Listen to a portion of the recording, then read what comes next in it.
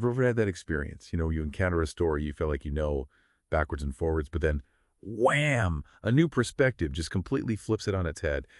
What if one of the most famous stories ever told wasn't really about a physical garden, but about something much closer, like your inner world, the actual landscape of your consciousness? Welcome to the deep dive. Our goal here is always to give you that aha moment.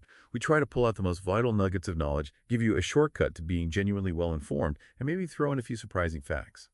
Today, we're taking a really fascinating plunge. We're looking at excerpts from Dr. Roy E. Richmond's publication, Is the Genesis Garden Story Actual or Metaphysical? Specifically, we're zeroing in on Genesis chapter 2, verse 15, right through to chapter 3, verse 12. And our mission really is to explore this pretty radical idea. What if this isn't literal history? What if it's a rich allegory, a parable? One designed to show us the core challenge within humanity itself, the nature of our awareness. Is it, carnal? Or is it spiritual? So get ready, because your understanding of this foundational story might just get a complete shakeup. Okay, let's unpack this right from the start. Genesis 2.15, it says, "And the Lord God took the man and put him in the Garden of Eden to dress it and to keep it." Now, when I hear that, the picture that comes to mind, honestly, it's someone, physically working the soil, turning dirt over. But Dr. Richmond sees this completely differently, right? How does he reinterpret just these opening lines? Yeah, it's a total shift in perspective. Metaphysically speaking, the man here isn't just Adam. It symbolizes our true awareness, our divine self, but manifested, in visible form. And the Garden of Eden, it's not a spot on a map, not a physical place at all. It actually represents the inner realm, the inner state of harmonious life, that consciousness of divine provision, abundance, eternal joy. All of that stuff that's supposedly already within us. Already within us, okay. Exactly. So to dress and keep it isn't about pulling weeds or planting seeds in the ground. It means to cultivate, to nurture, and protect this awareness of our oneness with the divine mind. It's about tending the garden of our inner being. That means, removing the weeds of false beliefs, keeping the soil of our thoughts fertile with truth. The source really emphasizes this. Man was never tasked with tilling dirt, but with nurturing spiritual awareness. Wow. So dressing means adorning your inner life with understanding. And keeping it means guarding it, protecting it from inherited negative thinking and false stories we tell ourselves. That's a powerful reframing. So if I'm understanding Dr. Richmond correctly, our biggest job isn't external, it's internal. It's less about physical labor and more about, mental and spiritual housekeeping, protecting our inner state. Precisely. It shifts the entire focus onto the quality and nature of our consciousness. That makes so much sense, actually. We're always tending something, aren't we, whether we realize it or not? Okay, building on that. Let's go to Genesis 2.16:17. This is the famous bit. "And the Lord God commanded the man, saying, Of every tree of the garden thou mayest freely eat, but of the tree of the knowledge of good and bad thou shalt not eat of it. For in the day that thou eatest thereof thou shalt surely die." Oh. The big prohibition. How does Dr. Richmond unpack the meaning of these trees, and especially that really stark warning about death? Because, the idea that death isn't physical death, that's a huge leap for a lot of people. It is a big leap, definitely. So in this view, the trees aren't literal trees. They symbolize different streams of awareness, different teachers or ways of understanding reality. To freely eat means to draw life, strength, wisdom, nourishment, basically, from the inner reality of spirit. Okay. But then you have that tree, the tree of the knowledge of good and bad. This represents what Dr. Richmond calls dualistic thinking, seeing life constantly chopped up into opposites, good, bad, holy, unholy, worthy, unworthy, right, wrong, that whole binary way of seeing things. Oh, okay, the either trap. Exactly. It's not a physical tree you can point to, but a state of awareness, a carnal awareness, he calls it, that separates us from realizing I exist as one with the divine. Yeah. And when he says I exist, he means that fundamental inherent connection to our divine source, not just, being physically alive. Right. So the consequence of eating from this tree, the death, it's not about your body stopping. It's the death of living from true spiritual awareness. It's like a darkening of our perception. It blinds us to the eternal life and oneness that's supposedly our true nature. I'm still trying to fully wrap my head around death being a darkening of perception. Can you give us a simple, maybe an everyday example? How might this dualistic thinking actually play out and lead to that kind of dimmed awareness in our own lives? Sure, absolutely. Think about how often we categorize people or maybe situations as just good or bad, full stop. When we do that, we shut ourselves off, don't we? to nuance, to deeper understanding, maybe even compassion. Hmm. Yeah. If you decide someone is inherently bad, your perception of them is definitely dimmed. You can't easily see their potential for good or maybe the complex reasons behind their actions. You've effectively eaten from that tree of judgment, right? And it directly affects your experience of reality regarding them. That's a form of spiritual death, not of the body, but death to a fuller, more expansive awareness. And it really does raise that important question. How much does our perception define our reality? That really brings it home. We do divide our world like that constantly, often without even thinking. Okay, so building on this idea of our inner garden and these choices of perception, Dr. Richmond then talks about an inner partnership. This comes up with the creation of the helpmeet in Genesis 2.18. This is where it says, a helpmeet is created, and Adam names the animals. Now, traditionally, this is seen as, the literal creation of Eve and Adam classifying animal species. How does this section expand our understanding of our own consciousness, metaphysically? Right. So when it says, it is not good that the man should be alone, in verse 18, metaphysically, man here isn't just Adam the individual. It's mankind, representing divine consciousness and expression. So not good to be alone isn't about loneliness in the usual sense. It speaks more to an awareness that hasn't fully realized its own inherent union, its completeness. Okay, an inner state. Yes. And the helpmeet, therefore, isn't just a woman partner. It's the complementing awareness within each of us. It represents an inner partnership, a balance between spirit, seen as the male principle, active, projective, and the sacred self, the female principle, receptive, intuitive. This is the divine balance of being, where our thought, sort of the male energy, and our feeling, the female energy, work together in harmony as one. Can you give a practical example of that inner partnership? Sure. Think about making a significant decision. Your male principle, your logical thought, might analyze, gather facts, weigh the pros and cons. But your female principle, your feeling or intuition, gives you that gut feeling, that sense of inner knowing about what feels aligned or true for you. When those two aspects work together in balance, that's the harmony of the helpmeet within. I see. Then you have the naming the beasts of the field and fowls of the air part in verses 19 and 20.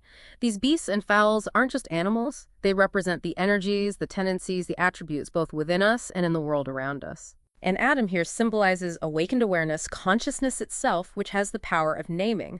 And to name something in this view means to define it, to give character to the energies of life, what we call a thing, what we truly believe about it.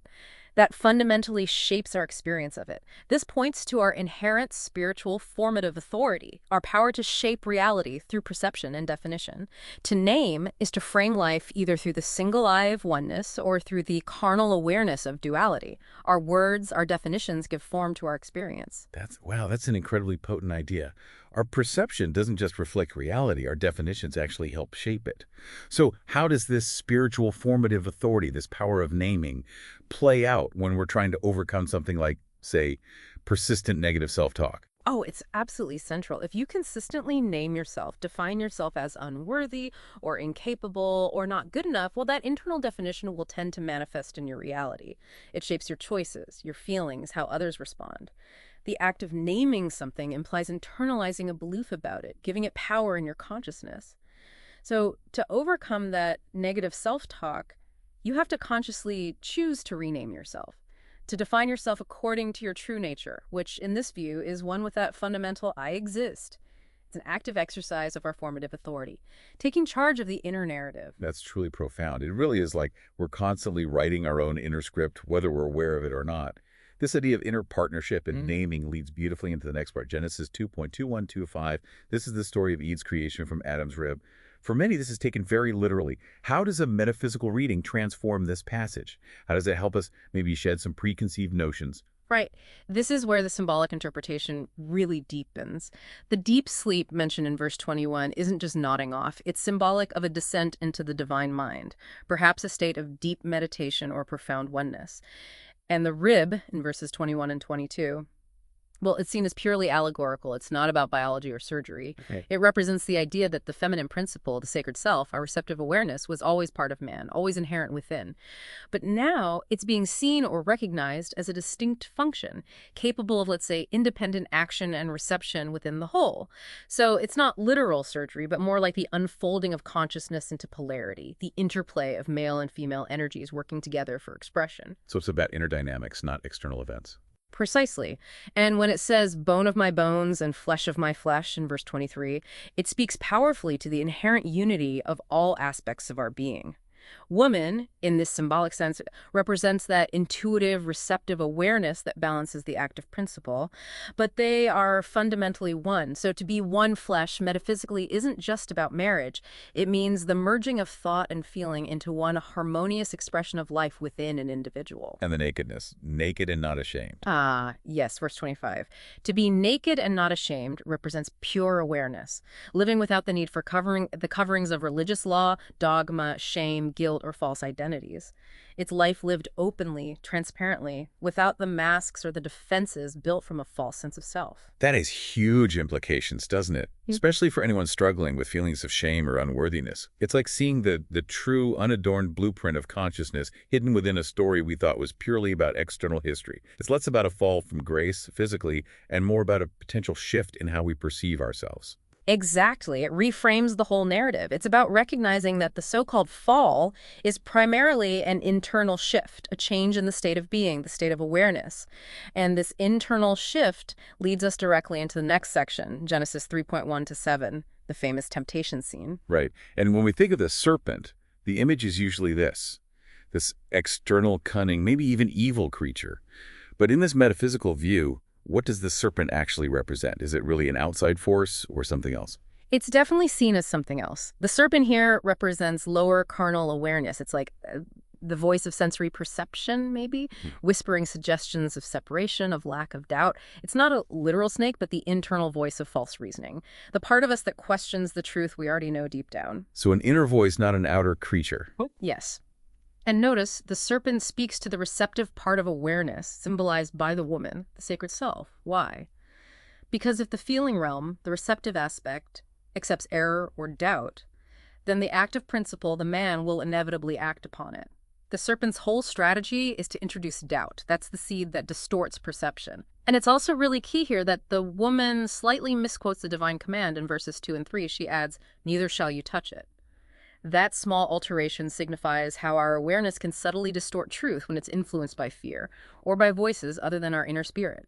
It shows the importance of the sacred self, our feeling nature, staying aligned with spirit's truth, not the whispers of separation. That's a subtle but crucial point. Very. Then the serpent's big deception comes in verses 4 and 5. It twists the truth, promising some kind of enlightenment or godlike status through gaining dualistic knowledge. But the deception is incredibly subtle. According to this interpretation, mankind was already made in the image of God, already inherently one with I exist.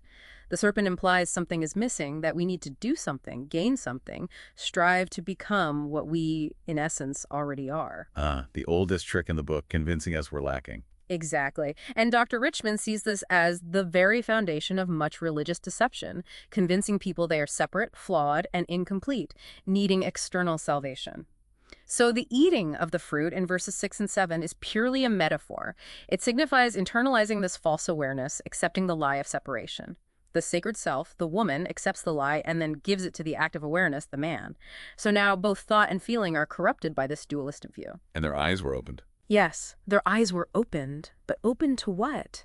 To duality, to a perceived sense of lack, of shame. They knew they were naked, that from the perspective of oneness never truly existed. And those fig leaves, they symbolize our self-made coverings, all the religious efforts, the psychological defenses, the attempts to hide or fix what we think is fundamentally wrong with us based on that initial lie of separation. Wow. Okay, so if eating the fruit is about internalizing false awareness, believing we're separate or lacking, can you give us a really common everyday example of how we might unknowingly eat that fruit in our modern lives? Oh, definitely. Think about all the messages we absorb constantly from society, from advertising, even sometimes from well-meaning people. Messages that tell us we're not enough unless we have a certain job title or a specific type of body or that particular car or relationship status. Right, the comparison game. Exactly. Internalizing those messages, really believing that something essential is missing from us unless we acquire that external thing that's a modern way of eating the fruit. It's accepting the false promise that something outside ourselves can complete what is already inherently whole within. What's really fascinating here is just how insidious doubt and these false promises can be. It's often not some big dramatic external battle. It's usually a subtle internal shift in perception and belief that leads to a profound change in how we experience ourselves and the world. That really resonates. It feels like a continuous, often unconscious process for many of us. And that subtle internal shift then brings us to the culmination of this part of the story, Genesis 3:8-12, God's questioning, and then the beginning of the blame game. What are the deep implications here for our consciousness, for how we relate to our own experiences? Well, first, the voice of the Lord walking in the garden, mentioned in verses 8 and 9. Metaphysically, this isn't God strolling through trees. It's the eternal spirit calling within our own being. Spirit is always walking in the garden of our awareness, always present, always seeking communion. So to hide isn't about ducking behind a bush. It's about withdrawing from that inner knowing, from that communion. It's attempting to cover oneself with a false identity, or maybe with good works or justifications. And the divine question, where art thou? It's not about GPS coordinates. It's a question about awareness. It means, where is your consciousness focused? What state are you living from? Are you living from the truth of I exist, from oneness? Or are you lost in the illusion of separation? That's a question we could ask ourselves every day. Absolutely. And then this section, especially verses 10 through 12, introduces that tragic cycle of fear, blame, and shame that you could argue still deeply affects human awareness today. Think about the question, who told you that you were naked? This is like the divine question echoing down to every sacred self, every feeling heart. Who told you that you were unworthy? Who told you that you were sinful or separate from me, from life? Wow. And what happens? Adam blames the woman, and later the woman will blame the serpent. It symbolizes how the ego consciousness, the mind rooted in separation, instinctively refuses responsibility. It projects fault outward. But the real issue, according to Dr. Richmond's interpretation, isn't the woman or the serpent primarily. It's the initial choice to internalize, to eat, the false knowledge of duality. That's such a powerful point. Because that pattern, fear, hiding, blame, projection, it plays out everywhere in our modern world, doesn't it? From our closest relationships right up to global conflicts, it seems to stem from that fundamental perceived separation from our true nature. Yes, if we really connect this to the bigger picture, it strongly suggests that many, perhaps most, of our external conflicts and struggles are actually reflections of an internal state, a state of fragmented awareness, of believing ourselves to be separate and alone. And there you have it. This deep dive into Genesis 2.15 through 3.12, looking through the lens of Dr. Roy E. Richmond's metaphysical interpretation.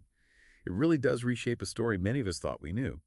It suggests this isn't primarily a literal account of two people in a physical garden long ago. It's more like an unfolding parable about the journey of human awareness itself. Eden isn't some lost geographical location. It's our potential inner state of harmony and oneness. The serpent isn't just a reptile. It's the whisper of carnal awareness, suggesting separation and lack. And the fall. It isn't a physical tumble, but the descent from the single-eye vision of unity into the double vision of good and bad, of duality. This whole passage, seen this way, reveals that perhaps the only real sin is living out of a mistaken identity, believing we are separate from our source. And maybe the only real death is the darkened awareness, the dimmed perception that hides us from the ever-present truth of I exist.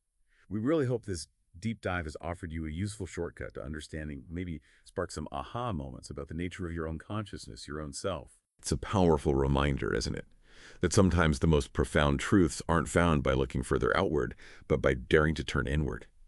And so, if this Genesis story is fundamentally about awareness, then maybe that divine question, who told you that you were unworthy, sinful, or separate? Maybe that question echoes through time. Perhaps it invites each of us right now to pause and consider the source of our own perceived limitations. Is the voice defining you a whisper of truth from your core being, or is it an echo of a lie you inadvertently accepted somewhere along the way? We'll leave you with that thought to ponder.